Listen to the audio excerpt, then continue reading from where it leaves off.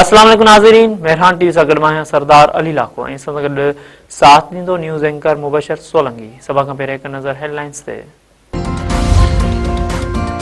America सदर पारां Tehran मथां बमबारीअ में केतिरा ईरानी फ़ौजी सरबराह मारण जी दावा। ईरान में तबाह थियल अमरीकी वेढ़ाक जहाज़ जे ॿिए ऑफिसर खे बि बाज़ियाब कराइण जी तस्दीक। डोनाल्ड ट्रंप चयो आहे त वेढ़ाक जहाज़ जे वेपन ऑफिसर खे कुछ कलाकनि अंदर बाज़ियाब कराए वरितो।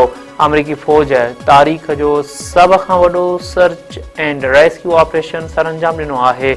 पंहिंजे बयान में अमरीकी सदर वधीक चयो आहे त ज़ख़्मी वेपन ऑफिसर जी हालत ख़तरे खां ॿाहिरि आहे। रेस्क्यू ऑपरेशन में दर्जननि जहाज़नि ऐं जदीद हथियार इस्तेमाल कया विया। ईरान जे केमिकल प्लांट ते हमलो, 5 ॼणा मारिजी विया, 170 ज़ख़्मी। अमरीका ऐं इसराइल ईरान में शहरी इंफ्रास्ट्रक्चर खे निशानो बणाइण खां पोइ शाहकार स्पोर्ट्स मर्कज़नि खे बि नुक़सान पहुचाइण शुरू करे छॾियो। 1974 में एशियन गेम्स जे मौक़े ते ठाहियल तारीख़ी स्टेडियम खे मलबे जो ढेर बणायो वियो। ईरानी इख़्तियारनि मूजिबि जंग जी शुरू खां हिन वक़्त ताईं 30 खां वधीक यूनिवर्सिटियुनि ते हमला कया विया आहिनि। ईरान अमरीकी सदर जे 48 कलाकनि जे अल्टीमेटम खे रद्द करे छॾियो। ईरानी पासदारनि इनकलाब चयो आहे त जेकॾहिं अगराई जारी रही त पूरे खिते खे अमरीका ऐं इसराइल लाइ दोज़ख बणाए छॾींदासीं। छिकताण वधाई वई त उन जो शदीद रद्द अमल खिते अंदरि ॾिसण में ईंदो। पासदारान इनकलाब वधीक चयो त ईरान खे शिकस्त ॾियण जो वहम अहिड़े धुबड़ में फासी पियो आहे जंहिं में अव्हीं पाण दॿिजी वेंदा। दिफ़ा वज़ीर ख़्वाजा आसिफ चयो आहे त पाकिस्तान खे ईरान इसराइल जंग जे असरनि जो ॾिघे अरसे ताईं मुतालबो करणो पवंदो। ईरान इसराइल जंग जे असरनि खे मुंहुं ॾियण लाइ केतिरनि ई खरब रुपयनि जी ज़रूरत पवंदी। सियालकोट में मीडिया सां ॻाल्हि ॿोल कंदे भारत बाबति सवाल ते दिफ़ा वज़ीर ख़्वाजा आसिफ चयो त भारत हिन बौखलाहट जो शिकार आहे। सिंध जे सीनियर सूबाई वज़ीर शहरजील इनाम मेमून चयो आहे त सूबे में शदीद बरसातुनि जी अकतीअ खां पोइ लाॻापियल इदारनि खे अलर्ट करे छॾियो आहे। पंहिंजे बयान में सीनियर सूबाई वज़ीर शहरजील इनाम मेमून चयो त सिंध जे मुख़्तलिफ़ ज़िलनि में बरसात जो इम्कान ज़ाहिर कयो पियो वञे। कराची, सखर, कश्मीर, घोटकी, जामशोर, शिकारपुर, लाड़काणो में बरसातुनि जी अकती कई वई आहे। मौसमियात खाते मुताबिक़ बरसातुनि जो सिलसिलो 6 अप्रैल ते शिदत इख्तियार करे सघे थो। हसान ढांचे ऐं फसलनि जे तहफ़ुज़ लाइ अॻुवाट क़दम खंया विया आहिनि। ज़िला इंतिज़ामिया बल्दियाती इदारनि ऐं रेस्क्यू सर्विसिस खे मुतहरिक करे छॾियो आहे। सिंध में पब्लिक ट्रांसपोर्ट जा भाड़ा न वधंदा, वॾे वज़ीर ऐलान करे छॾियो। सैयद मुराद अली शाह चयो त ट्रांसपोर्टरनि भाड़ा न वधाइण जे ख़ातिरी कराई आहे। जंग शुरू थियण खां अॻु वारा भाड़ा बरक़रार रहंदा।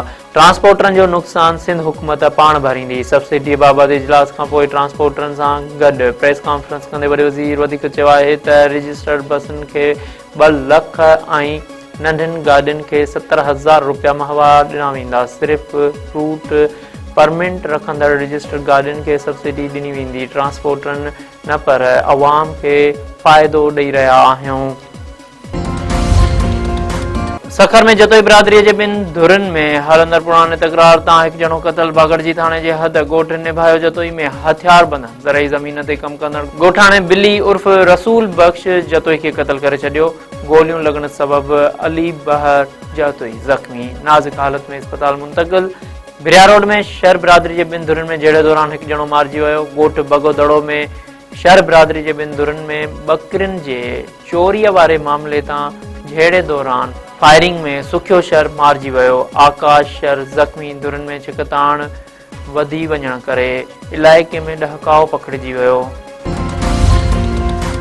ठुलवेझो धुरनि में पुराणे तकरार तां झेड़ो, फायरिंग में नींगरी क़तल। ॻोठ रसूल बख़्श नूनारीअ में नूनारी बिरादरी जे 2 धुरनि में हलंदड़ तकरार भड़की उथियो। गोली लॻण करे नींगरी यास्मीन नूनारी मारिजी वई। धुरनि में छिकताण तेज़। पुलिस जो चवणु आहे त जवाबदारनि जे गिरफ़्तारीअ लाइ क़दम खंया पिया वञनि। जकमाबाद में 2 ॾींहनि खां गुम नींगर जो तलाह मां लाश हथ। शहर जे शीदी पाड़े वासी मुज़म्मिल अबड़ो पुरसरार नमूने लापता थियो हो।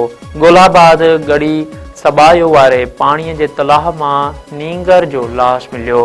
नींगर जे ॻोल्हा में मदद लाइ SSP पारां 5 लख रुपया इनाम जो ऐलान बि कयो वियो हो। ॿारड़े जो लाश अस्पताल में ज़रूरी कार्रवाई बाद वारसनि हवाले। कोहराम बर्पा। पेट्रोल के अघ में वाध खिलाफ सजी सिंध में एहतजाजी मुज़ाहरा। सजावल जिले में शटरबंद हड़ताल। ACP QAT STP ऐं रहबर कमेटी समेत सियासी समाजी धुरियूं पोहरियत ऐं वापारी सरापा एहतजाज बणियल। सजावल मीरपुर बठोरो दड़ो जाती ऐं चोहर जमालीअ में वापारी बिरादरी के सॾ ते शटरबंद हड़ताल। एहतजाजी रैलियूं दादू जामशोरो एयरपुर लाड़काणो मलीर थारूशाह ऐं कश्मोर में मुज़ाहिरा। थाणो बोला खान शाहपुर चाकर टंडवा आदम सकरंड मांझंद ऐं मीरो खान में भी माण्हू रोडन ते निकिरी आया। ठुल सन बहराम टंडो फज़ल मुलाकातियार कुनरी गड़ी खेरो डोकरी ढोरनारो ऐं ॿियनि शहरनि में एहतजाजी मुज़ाहिरा। पेट्रोल अघनि में वाध मुकमल तौर रद्द। इज़ाफ़ो वापसि वठण जो मुतालबो।